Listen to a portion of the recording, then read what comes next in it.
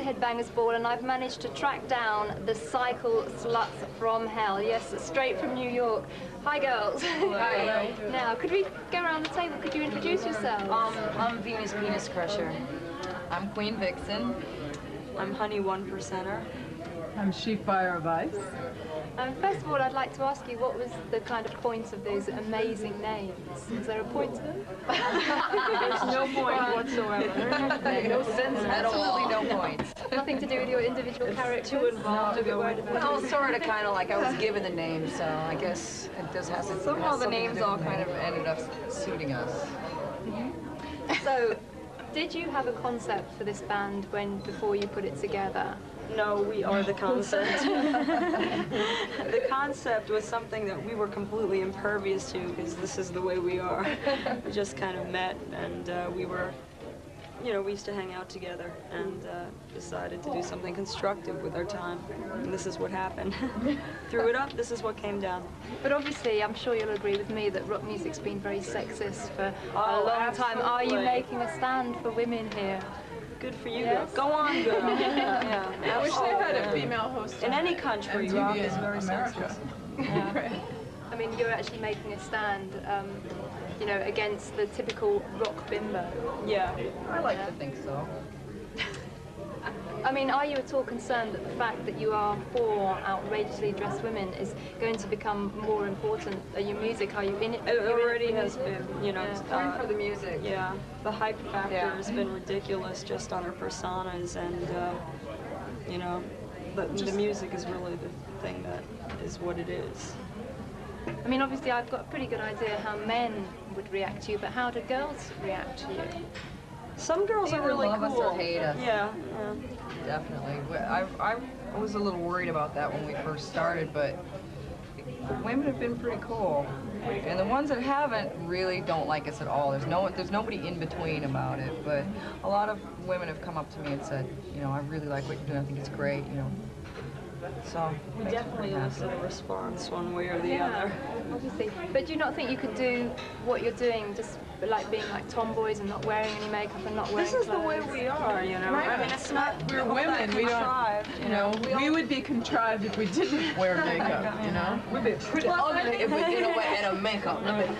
I think that's like this stereotype that the rock business has, that you either have to be a tomboy and legitimate or else you're a bimbo, And I think you can be attractive and legitimate at the same time. I don't see where there's no other aspect of the media or the music business where you have to be ugly or down dressed. I don't think to be men take legitimate. this kind of flack, about the way you're dressed and stuff. It's just a byproduct of, what they're doing. But in our case, it's like, why do you wear that? Blah, blah. Oh, so what are your songs like? Is, number 57 on the list. I think that when people purposefully dress down, it's just as bad. I mean, you can tell that they're trying to say, hey, This is really the way we dress. I wear a gunny sack and I'm Yeah, you just have to be natural with what you are, and that's the best that comes across. we are, natural. it's You wear a gunny natural. sack, it's great. Okay, now unfortunately your video wasn't ready in time for our show tonight, so I'm actually going to play a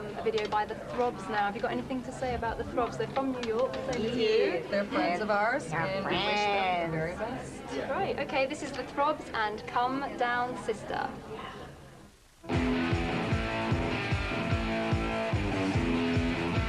I'm still with the Cyle Sluts from hell from New York City. Now girls, I wondered, are you a product of the New York club scene or the streets of New York or both? More the streets. More the gutter scene. There isn't any really, I wouldn't say like the club scene right now is incredibly strong. Because you all originally met in a club in New York. We were at it was a bar, the Lismar Lounge, which was like the only bona fide Manhattan biker bar, and a lot of bands came out of there as well as us. Circus of Power, Raging Slab, Bronx played there a lot, and that was in like 87, 88. That's where we evolved from. So we've been at this for some time. And actually, Joey Ramone helped you in kind of. He's our guru. He's our New York guru. Joey added instant credibility, so we were able to bypass a lot of crap just because he helped us out. Joey day one.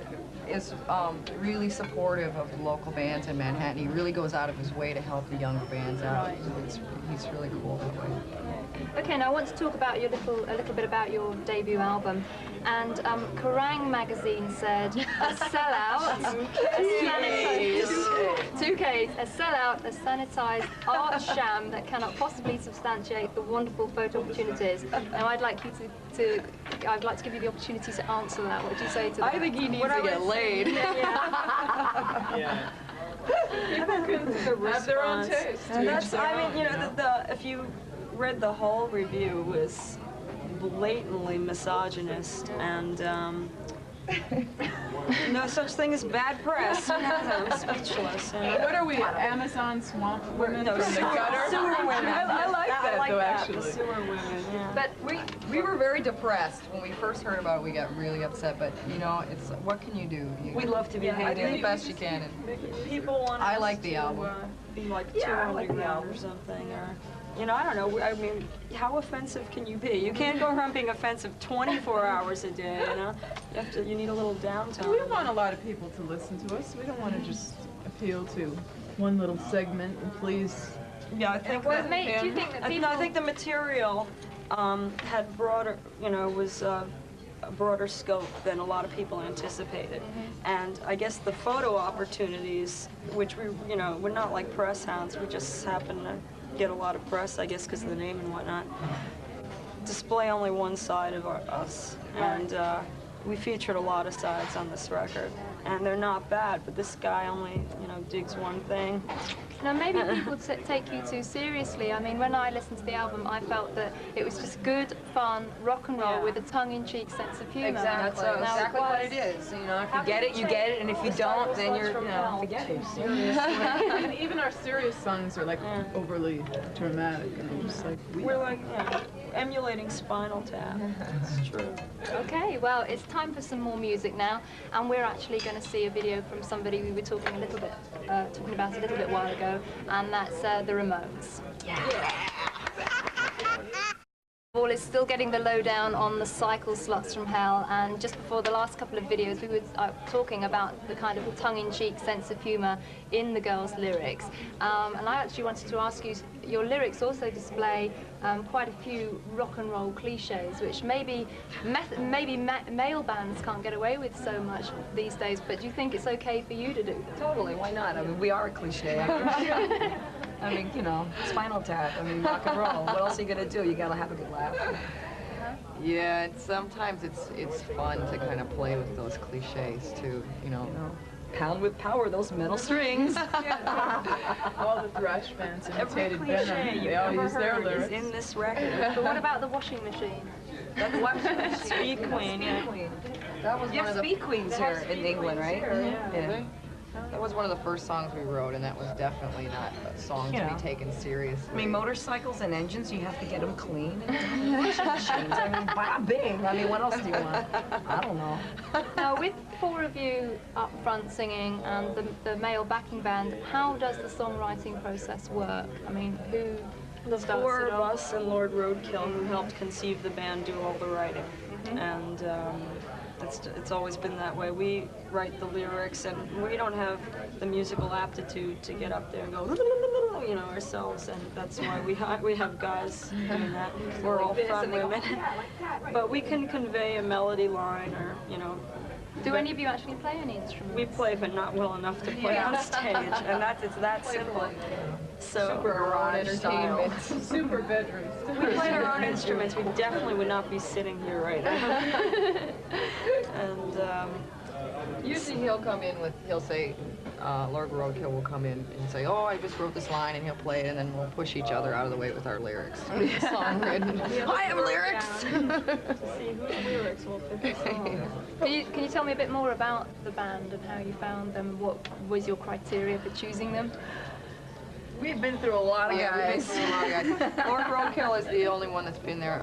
This is the remaining guy from the beginning, and when we first started, we really weren't that serious about the whole thing, and then we had friends helping us out, you know, playing in the beginning, and then it got more serious, and then we just kept We had a changing revolving guys. door. We had a revolving But door. right now we have 3 guys who are great. We have B. Smith on drums, Eddie Cohen on bass, and we have Bobby Gustafson, formerly of Overkill, playing guitar with us, which is a huge asset. So the set's really tight, and it's a lot of fun. And it's always been magic with Lord Roadkill.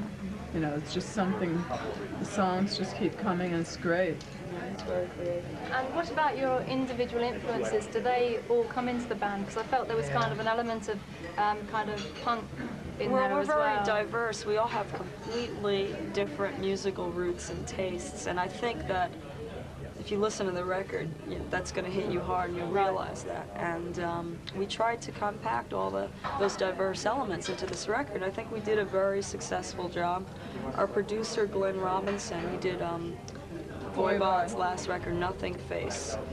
I think he did an excellent job. We heard that record, we wanted him, and this is a really tough project. I think he handled it really well. Great.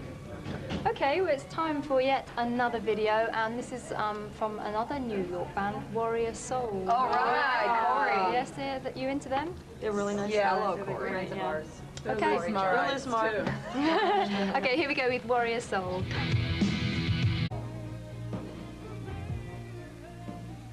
The girls from the Cyle Sluts from Hell, and these girls seem to know everybody in New York. It's amazing. But anyway, I just wondered what you ladies thought of such artists as Vixen and Lita Ford. Have you got any strong feelings on On Vixen, I've known her Love for the name. like 5 years. Love the name. She's a very talented woman. You had the name first. You did have that name I did have the first, name yeah. first, actually, yes, or at least I had it before I had heard of that band, so, but it causes a few minor problems. But what about somebody like Lita Ford, who is a very talented musician in her own right, and she also looks really great?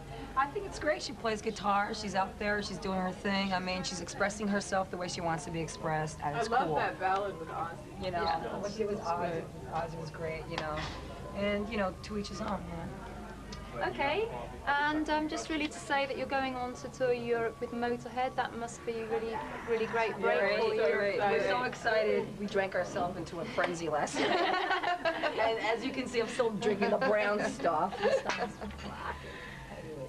Lemmy's been so great to us so terrific. far. Like Uncle It's really, Lemmy. it's just, we couldn't have asked for a better No, this tour. is it. This is We're so excited.